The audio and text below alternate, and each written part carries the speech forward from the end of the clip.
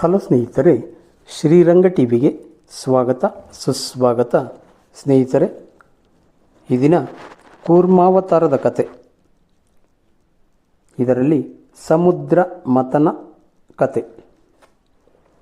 ಧರ್ಮರಾಜನು ಶ್ರೀಹರಿಯು ಕೂರ್ಮಾವತಾರಿಯಾಗಿ ಬಂದಿದ್ದು ಏಕೆ ಎಂದು ಮಾರ್ಕಂಡೇಯ ಮುನಿಗಳನ್ನು ಕೇಳಿದಾಗ ಅವರು, ಧರ್ಮನಂದನ, ಎಲ್ಲ ಅವತಾರಗಳಲ್ಲಿಯೂ ಶ್ರೀಹರಿಯು ದುಷ್ಟಮರ್ದನ ಶಿಷ್ಟ ಪರಿಪಾಲನೆಯನ್ನೇ ಮಾಡಿದ್ದಾನೆ. ಅವನ ಮಹಿಮೆಯು ಅಪಾರವಾದುದು. ಈಗ ಸೂತರು ಮುನಿಗಳಿಗೆ ತಿಳಿಸಿದ ಶ್ರೀಹರಿಯ ಕೂರ್ಮಾವತಾರದ ವಿವರಣೆಯನ್ನು ಕೇಳು ಎಂದು ಹೇಳಲಾರಂಭಿಸಿದರು. ಹಿಂದೆ ವಿದ್ಯಾಧರೆಯೊಬ್ಬಳು ಪಾರ್ವತೀದೇವಿಯನ್ನು ಕುರಿತು 1000 ವರ್ಷಗಳ ಕಾಲ ತಪಸ್ಸನ್ನಾಚರಿಸಿದಳು. ಜಗನ್ಮಾತೆ ಪಾರ್ವತೀದೇವಿ ಅವಳೆದುರು ಪ್ರಸನ್ನಳಾಗಿ ಆವಿರ್ಭವಿಸಿ ವಿದ್ಯಾಧರೆಯ ಆಸೆಗಳನ್ನು ಈಡೇರಿಸಿದಳು. ಅಲ್ಲದೆ ಒಂದು ಅಮೂಲ್ಯವಾದ ಮಾಲೆಯನ್ನು ಸಹ ಕೊಟ್ಟಳು. ಅಪೂರ್ವವಾದ ಈ ಮಾಲೆಯ ಸುಗಂಧವು 14 ಲೋಕಗಳಲ್ಲಿ ಹರಡಿಕೊಂಡಿತು.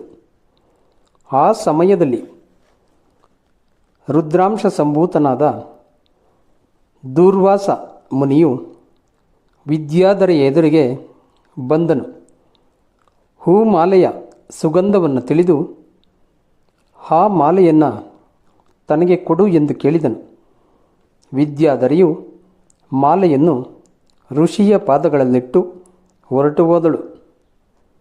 ತಾನು ಕಷ್ಟಪಟ್ಟು ತಪಸ್ಸು ಮಾಡಿ ತಂದ ಮಾಲೆಯನ್ನು ಸಿಟ್ಟಿನ ಮುನಿಯ ಸ್ವಭಾವ ತಿಳಿದಿದ್ದರಿಂದ ಅವರಿಗೆ ಅರ್ಪಿಸಿ ಮತ್ತೆ ತಪಸ್ಸನ್ನಾಚರಿಸಲು ವಿದ್ಯಾಧರೆ ಹೋದಳು.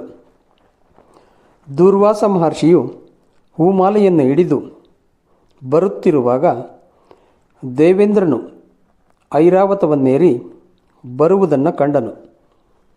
ಶಚೀದೇವಿಯೊಂದಿಗೆ ಇದ್ದ ಇಂದ್ರನಿಗೆ ದೂರ್ವಾಸನು ಈ ವಿಶಿಷ್ಟವಾದ ಹೂಮಾಲೆಯನ್ನು ಕೊಟ್ಟನು.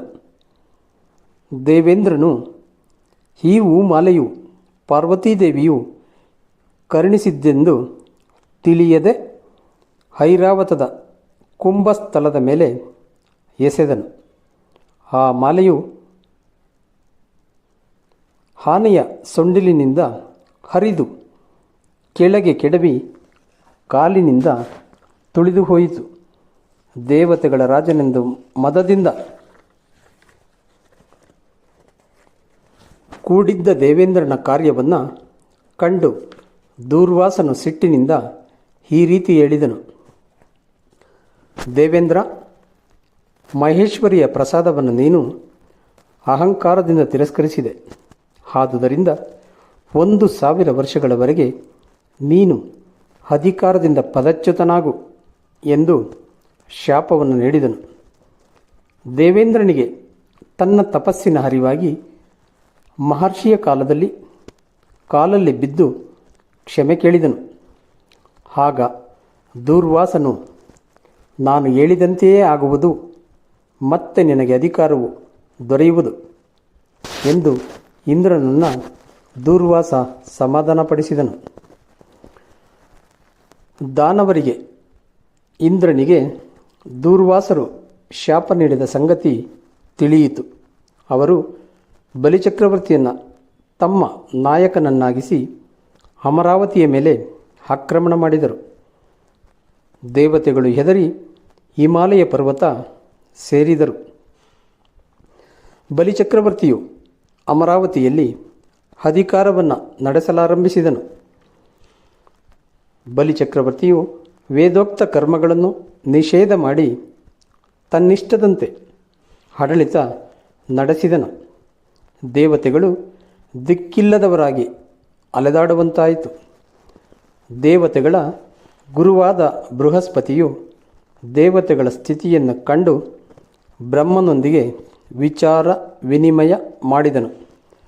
ಬ್ರಹ್ಮನು ದೇವಗುರುವಿನೊಂದಿಗೆ ಕ್ಷೀರಸಾಗರದಲ್ಲಿ ಆದಿಶೇಷನ ಮೇಲೆ ಪವಡಿಸಿದ ಶ್ರೀಹರಿಯನ್ನು ಕಂಡು ದೇವತೆಗಳ ಸಂಕಟವನ್ನು ದೂರ ಮಾಡಬೇಕೆಂದು ಕೇಳಿದನು.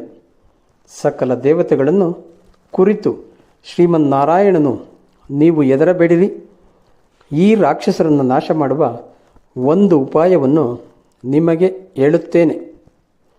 ಈಗ ನೀವು ರಾಕ್ಷಸರೊಂದಿಗೆ ಸಂಧಿ ಮಾಡಿಕೊಂಡು ಕ್ಷೀರಸಾಗರವನ್ನು ಕಡೆದು ಅಮೃತವನ್ನು ಪಡೆಯಿರಿ. ಅಮೃತದ ಆಸೆಯಿಂದ ದಾನವರು ನಿಮ್ಮ ಸಂಗಡ ಈ ಕಾರ್ಯ ಮಾಡಲು ಒಪ್ಪುತ್ತಾರೆ. ಈ ಕಾರ್ಯ ಮಾಡಿದ ನಂತರ ನಿಮ್ಮೆಲ್ಲರ ಸಂಕಟ ದೂರಾಗುವುದು, ರಾಕ್ಷಸರ ವಿನಾಶವೂ ಸಹ ಆಗುವುದು ಎಂದು ಭರವಸೆ ನೀಡಿದನು. ಎಲ್ಲ ಔಷಧಿಗಳನ್ನು ಕ್ಷೀರಸಾಗರದಲ್ಲಿ ಹಾಕಿ ಮಂದರ ಪರ್ವತವನ್ನು ಕಡೆಗೋಲಾಗಿಸಿ ನಾಗರಾಜನಾದ ವಾಸುಕಿಯನ್ನು ಹಗ್ಗವಾಗಿಸಿ ದೇವಾಸುರರು ಸೇರಿ ಅಮೃತಕ್ಕಾಗಿ ಸಾಗರ ಮಥನ ಮಾಡಿರಿ. ಅದರ ಫಲ ನಿಮಗೆ ಸಿಗುವಂತೆ ನಾನು ಮಾಡುತ್ತೇನೆ ಎಂದು ಶ್ರೀಹರಿಯು ಉಪಾಯವನ್ನು ತಿಳಿಸಿದನು. ಎಲ್ಲ ದೇವತೆಗಳು ಬ್ರಹ್ಮನ ಸಲಹೆಯಂತೆ ಶಿವನನ್ನು ಕುರಿತು ತಪಸ್ಸು ಮಾಡಿ ಮೆಚ್ಚಿಸಿದರು. ಪರಶಿವನ ಅನುಗ್ರಹ ಪಡೆದು ದೇವತೆಗಳು ಮುಂದಿನ ಕಾರ್ಯವನ್ನು ಮಾಡಲು ಗುರು ಬೃಹಸ್ಪತಿಯನ್ನು ಕೇಳಿಕೊಂಡರು. ಬೃಹಸ್ಪತಿಯು ದೈತ್ಯ ಗುರುವಾದ ಶುಕ್ರಾಚಾರ್ಯರನ್ನು ಕಂಡು ಕ್ಷೀರಸಾಗರವನ್ನು ಕಡೆದು ಅಮೃತವನ್ನು ಪಡೆಯುವ ಬಗ್ಗೆ ಮಾತಾಡಿದರು. ಶುಕ್ರಾಚಾರ್ಯರು ಅಮೃತವನ್ನು ಪಡೆದರೆ ಸಾವಿನ ಭೀತಿಯಿಲ್ಲವೆಂದು ಆಲೋಚಿಸಿ ದೇವತೆಗಳೊಡನೆ ಸೇರಿ ಅಮೃತ ಮಥನ ಕಾರ್ಯ ಮಾಡಲು ರಾಕ್ಷಸರನ್ನು ಒಪ್ಪಿಸಿದರು. 33 ಕೋಟಿ ದೇವತೆಗಳು 63 ಕೋಟಿ ರಾಕ್ಷಸರು ಸೇರಿ ಸಾಗರ ಮಥನದ ಕಾರ್ಯಕ್ಕಾಗಿ ಮೊದಲು ಮಂದರ ಪರ್ವತವನ್ನು ತರುವ ಕಾರ್ಯವನ್ನಾರಂಭಿಸಿದರು. ಅತಿ ಭಾರವಾದ ಮಂದರ ಪರ್ವತವನ್ನು ತರುವಾಗ ಅನೇಕ ರಾಕ್ಷಸರು ಮರಣ ಹೊಂದಿದರು. ಅನಂತರ ವಾಸುಕಿಯನ್ನು ಹೊತ್ತು ತರುವಾಗ ಇನ್ನಷ್ಟು ರಾಕ್ಷಸರು ಮರಣ ಹೊಂದಿದರು. ದೇವಾಸುರರು ಕ್ಷೀರಸಾಗರದಲ್ಲಿ ಮಂದರ ಪರ್ವತವನ್ನು ಇಟ್ಟಾಗ ಅದು ನೀರಿನಲ್ಲಿ ಮುಳುಗಿ ಹೋಯಿತು. ಮುಂದೇನು ಮಾಡುವುದು ಎಂದು ದೇವಾಸುರರು ಆಲೋಚನೆ ಮಾಡಿದರು. ಶ್ರೀಹರಿಯು ಅವರ ಚಿಂತೆಯನ್ನು ತಿಳಿದು, ನಾನು ಆಮೆಯ ರೂಪದಿಂದ ಪರ್ವತದ ಕೆಳಭಾಗದಲ್ಲಿದ್ದು ಪರ್ವತವು ಮೇಲೆ ಬರುವಂತೆ ಮಾಡುತ್ತೇನೆ, ನಿರಾಶರಾಗಬೇಡಿ ಎಂದು ಹೇಳಿ ಕೂರ್ಮಾವತಾರಿಯಾಗಿ ಮಂದರ ಪರ್ವತದ ಕೆಳಭಾಗವನ್ನು ಸೇರಿದನು. ದೇವಾಸುರರು ವಾಸುಕಿಯನ್ನು ಮಂದರ ಪರ್ವತದ ಸುತ್ತಲೂ ಬಿಗಿದು ಸಂತೋಷದಿಂದ ಕಡೆಯಲು ತೀರ್ಮಾನಿಸಿದರು. ಶುಕ್ರಾಚಾರ್ಯರು ರಾಕ್ಷಸರಿಗೆ ವಾಸುಕಿಯ ತಲೆಯ ಭಾಗವು ಬೇಡವೆಂದು ಸೂಚಿಸಿದರು. ಶ್ರೇಷ್ಠವಾದ ಭಾಗವೇ ತಮಗೆ ಬೇಕೆಂದು ಅಸುರರು ತಲೆಯ ಭಾಗದ ಕಡೆಗೆ ಹಿಡಿದರು. ಬಾಲದ ಕಡೆಗಿನ ಭಾಗವನ್ನು ದೇವತೆಗಳು ಹಿಡಿದು ಸಮುದ್ರವನ್ನು ಕಡೆಯಲು ಆರಂಭಿಸಿದರು.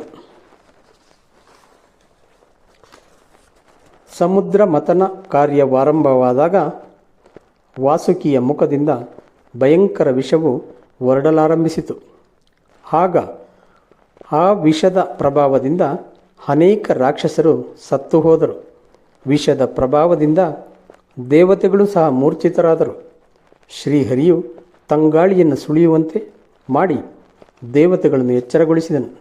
ಸಮುದ್ರ ಮಥನದ ಕಾರ್ಯ ಮುಂದುವರಿದಾಗ ಹೇಳಿದ್ದನ್ನು ಕೊಡುವ ಕಾಮಧೇನು, ವಾರುಣಿ ಎಂಬ ಮಧ್ಯ ಕಲ್ಪವೃಕ್ಷ, ಆನಂದಮಯವಾದ ಚಂದ್ರ, ತ್ರಿಲೋಕ ಸುಂದರಿಯಾದ ಅಪ್ಸರೆಯರು ಮುಂತಾದ ಶ್ರೇಷ್ಠ ವಸ್ತುಗಳು ಸಾಗರದಿಂದ ಹೊರಬಂದವು. ಶ್ರೀಹರಿಯು ದೇವಾಸುರರಿಗೆ ಮುಂದೆ ಹಾಲಾಹಲ ವಿಷ ಬರಲಿದೆ, ಅದರ ಅಪಾಯವನ್ನು ನಿಯಂತ್ರಿಸಲು ಶಿವನ ಮೊರೆ ಹೋಗಬೇಕು, ಅದಿಲ್ಲವಾದರೆ ವಿಷದ ಪ್ರಭಾವದಿಂದ ಸಂಪೂರ್ಣ ಜಗತ್ತೇ ನಾಶ ಹೊಂದುವುದು ಎಂದು ಹೇಳಿದನು. ಹಾಲಾಹಲ ವಿಷವು ಉತ್ಪನ್ನವಾಗಿ ಎಲ್ಲ ಕಡೆಗಳಲ್ಲಿ ತನ್ನ ಪ್ರಭಾವ ಬೀರತೊಡಗಿದಾಗ ಶಿವನು ಅದನ್ನು ಕುಡಿದನು. ಪಾರ್ವತಿಯು ಈ ವಿಷದಿಂದ ಶಿವನ ಜಠರದಲ್ಲಿರುವ ಜಗತ್ತು ವಿನಾಶ ಹೊಂದುವುದೆಂದು ತಿಳಿಸಿದಳು. ಶಿವನು ವಿಷವನ್ನು ಗಂಟಲಲ್ಲಿಯೇ ನಿಯಂತ್ರಿಸಿ ನೀಲಕಂಠ ವಿಷಕಂಠ ಎನಿಸಿದನು. ದೇವಾಸುರರು ಚಂದ್ರಕಲೆಯನ್ನು ಶಿವನಿಗೆ ನೀಡಿ ಗೌರವಿಸಿದರು. ಸಮುದ್ರ ಮಥನವು ಮುಂದುವರಿದಾಗ ಕೌಸ್ತುಭರತ್ನ ಉದಯಿಸಿತು. ಆಗ ಅದನ್ನು ಶ್ರೀಹರಿಗೆ ಕೊಟ್ಟರು. ಶ್ರೀಹರಿಯು ಅದನ್ನು ಎದೆಯಲ್ಲಿ ಧರಿಸಿದನು. ಐರಾವತ, ಕಾಮಧೇನು, ಕಲ್ಪವೃಕ್ಷಗಳನ್ನು ದೇವೇಂದ್ರನು ಸ್ವೀಕರಿಸಿದನು. ಅನಂತರ ಬಂದ ಲಕ್ಷ್ಮಿಯನ್ನು ಸಾಗರ ರಾಜ ಶ್ರೀಹರಿಗೆ ನೀಡಿದನು. ಶಿವನು ಗಂಗೆಯನ್ನು ಧರಿಸಿ ಗಂಗಾಧರನೆಂದು, ಚಂದ್ರನನ್ನು ಧರಿಸಿ ಚಂದ್ರಶೇಖರನೆಂದು ಹೆಸರು ಪಡೆದನು. ಅನೇಕ ವಸ್ತುಗಳನ್ನು ದೇವತೆಗಳು ಪಡೆದಾಗ ರಾಕ್ಷಸರಿಗೆ ತಮಗೇನೂ ಸಿಗಲಿಲ್ಲವೆಂದು ವಿಷ್ಣು ದೇವತೆಗಳ ಪಕ್ಷಪಾತಿ ಎಂದು ಅನಿಸಿತು. ಆಗ ಮುಂದೆ ಅಮೃತವು ಉತ್ಪನ್ನವಾದಾಗ ಮೊದಲಿಗೆ ರಾಕ್ಷಸರಿಗೆ ಕೊಡುವುದೆಂದು ನಿರ್ಣಯವಾದಾಗ ಅಸುರರು ಸುಮ್ಮನಾದರು. ಕ್ಷೀರಸಾಗರದಿಂದ ಧನ್ವಂತರಿ ಎಂಬ ದಿವ್ಯ ಪುರುಷ ಕೈಯಲ್ಲಿ ಅಮೃತ ಕಲಶವನ್ನು ಹಿಡಿದು ಆವಿರ್ಭವಿಸಿದನು. ಶ್ರೀಹರಿಯ ಎದುರಿಗೆ ಇಟ್ಟು ಧನ್ವಂತರಿಯು ಶ್ವೇತದೀಪಕ್ಕೆ ಹೊರಟು ಹೋದನು.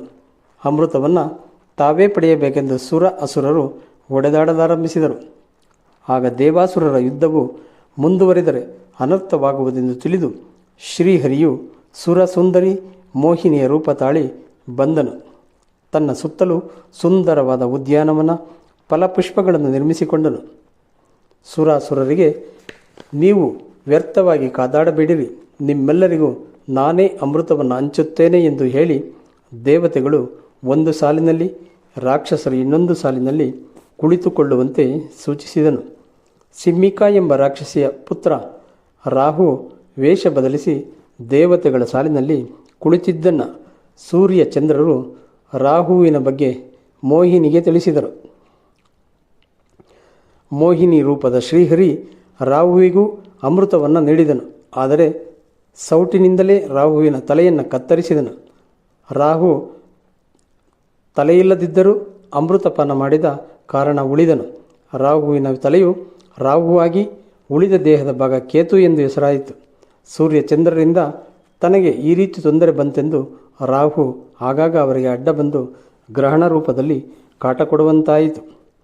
ಮೋಹಿನಿಯ ರೂಪದಲ್ಲಿದ್ದ ಶ್ರೀಹರಿ ದೇವತೆಗಳಿಗೆ ಅಮೃತವನ್ನು ಹಂಚಿ ಕಲಶವನ್ನು ಇಂದ್ರನಿಗೆ ಕೊಟ್ಟು ತಾನು ತನ್ನ ನಿಜರೂಪವನ್ನು ಧರಿಸಿದರು. ರಾಕ್ಷಸರಿಗೆ ಆಗ ತಮಗೆ ಮೋಸವಾಯಿತೆಂದು ತಿಳಿಯಿತು. ಅಮೃತಪಾನ ಮಾಡಿದ ದೇವತೆಗಳೊಂದಿಗೆ ರಾಕ್ಷಸರು ಕಾದಾಟವನ್ನು ಆರಂಭಿಸಿದರು. ಆ ಯುದ್ಧದಲ್ಲಿ ಅಪಾರ ಸಂಖ್ಯೆಯಲ್ಲಿ ರಾಕ್ಷಸರು ಮರಣ ಹೊಂದಿದರು. ಉಳಿದವರು ಜೀವ ಭಯದಿಂದ ಪಾತಾಳಕ್ಕೆ ಓಡಿ ಹೋದರು. ದೇವೇಂದ್ರನು ಅಮರಾವತಿಯನ್ನು ಸೇರಿ ಮತ್ತೆ ದೇವಲೋಕದ ಅಧಿಪತಿ ಎನಿಸಿದನು. ಶ್ರೀಹರಿಯು ತಮಗೆ ಮೋಸ ಮಾಡಿದನೆಂದು ರಾಕ್ಷಸರು ಹರಿಯನ್ನು ದ್ವೇಷ ಮಾಡಲಾರಂಭಿಸಿದರು. ಈ ರೀತಿಯಲ್ಲಿ ಸಾಗರ ಮಥನ ಕಾಲದಲ್ಲಿ ಶ್ರೀಹರಿಯು ಕೂರ್ಮನಾಗಿ ಮೋಹಿನಿಯಾಗಿ ರೂಪ ತಾಳಿ ಜಗತ್ತಿನ ಕಲ್ಯಾಣವನ್ನು ಮಾಡಿದ ವಿಷಯವನ್ನು ಮಾರ್ಕಂಡೇಯ ಮುನಿಗಳು ಧರ್ಮರಾಜನಿಗೆ ವಿವರಿಸಿದರು. ಧನ್ಯವಾದಗಳು ಸ್ನೇಹಿತರೆ ದಯವಿಟ್ಟು ನಮ್ಮ ಚಾನಲನ್ನು ಸಬ್ಸ್ಕ್ರೈಬ್ ಮಾಡಿ. ಜೈ ಹಿಂದ್, ಜೈ ಕರ್ನಾಟಕ.